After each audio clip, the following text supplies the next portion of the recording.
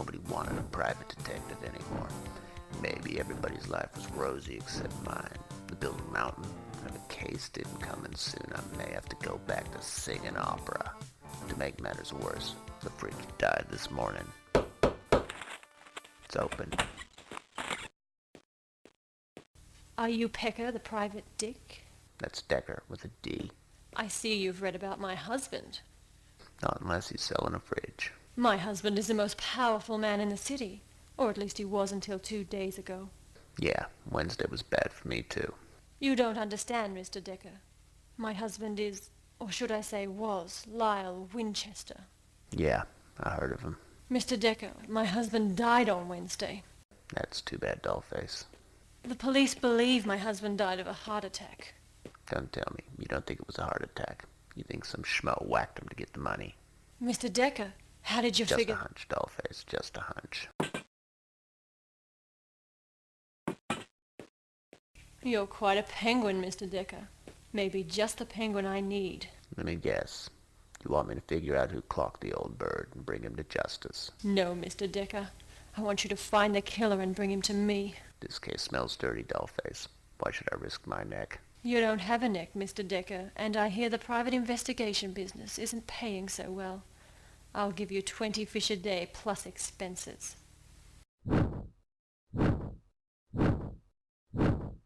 Okay, Dollface, I'll do some snooping around. How do I collect my payment? Bill me. Yeah, she was one hell of a bird. Round and tubby, she smelled like fish and had a beak that went all the way.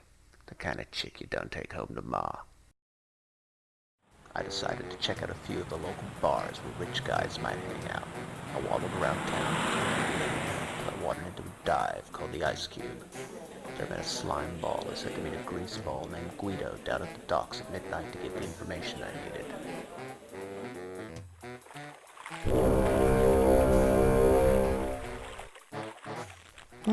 Got him, Mutt. You Guido? Yeah, Mutt.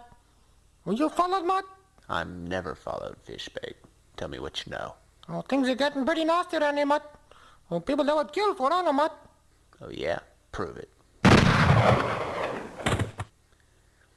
I guess the little bottom dweller was telling the truth. No, I'd never know what he was going to say.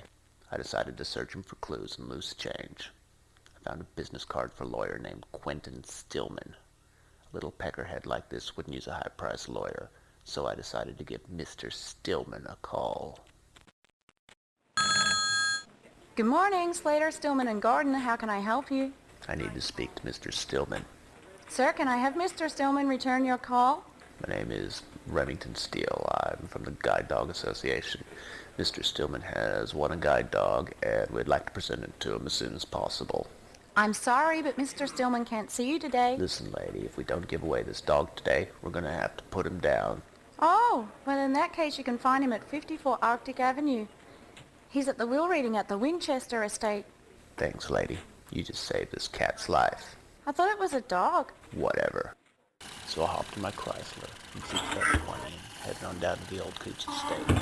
Figured that anybody who'd want to kill Winchester would probably be present at the will reading. All the brothers were there, as was Mrs. Winchester, wearing a sexy little black number that said "Peg Me." I decided to blend in and get a drink. I'll have a martini, extra dry. I'm not a waiter. You all look like waiters to me. I'll have you know I was Lyle's older brother.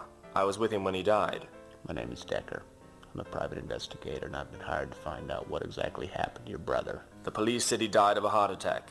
Let me guess, the board of trustees for the estate want to make sure there was no foul play before the fortune is passed on to Lyle's wife. Yeah, that's it. Just to make sure there's no funny business, you understand? Can you tell me what happened? It's just like I told the police. Lyle called all the brothers together for lunch. He had something important to tell us, but we never found out what. We all arrived at his house at around about the same time. Just as we were about to sit down to lunch, the phone rang. It was Jennifer. Lyle spoke to her for a minute and then joined us to eat. Toward the end of the meal, he started coughing and then suddenly froze. He just keeled over, dead. Whatever he was going to tell us, it must have been important. He had made sure there was no one else in the house at the time. Thanks very much. If I need you again, I'll whistle. One brother down, 2 to go. It was just like Linus said. We arrived at Lyle's place at 12:30. Lyle never told us why he called us there. He never got the chance. So you had lunch together. With the servants gone, Lyle had prepared a buffet lunch for all of us. It all happened so suddenly. That's about all I can remember. Oh, just a phone call from Jennifer. Time to talk to the last brother. I don't believe I can add any more to what the others have already told you. You'd be surprised at what can be useful. Was Lyle alone at any time with any of you? No, the only time he was alone was when he was on the phone to Jennifer. So no one apart from Lyle was alone with the food at any time. Mr. Decker, we all ate the same food. It would have been impossible to poison just Lyle, and besides, we were all together from the moment we arrived at the house except when the phone rang. Luther answered it and told Lyle. While Lyle was on the phone, the three of us were together in the dining room. It seemed as if all the brothers agreed, but something was bugging me, so I decided to have a quick chat with Mrs. Winchester. So, Mr. Decker, have you found the killer? The brothers agree on the events surrounding your husband's death. They all arrived around 12:30. Lyle prepared a buffet lunch and ensured that no one else was present.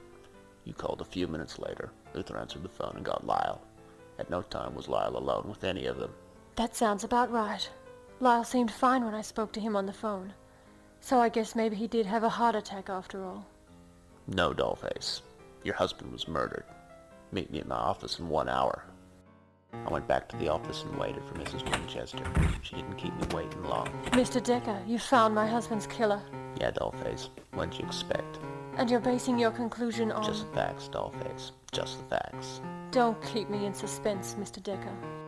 The brothers all arrived at the same time. They all ate the same food. None of them were alone with Lyle. The only time Lyle was alone was when he was on the phone. This is the only time he could have been poisoned without the others noticing. Your husband didn't eat the poison. He touched it. When Luther answered the phone, he coated the handpiece with the poison. I've underestimated you, Mr. Decker.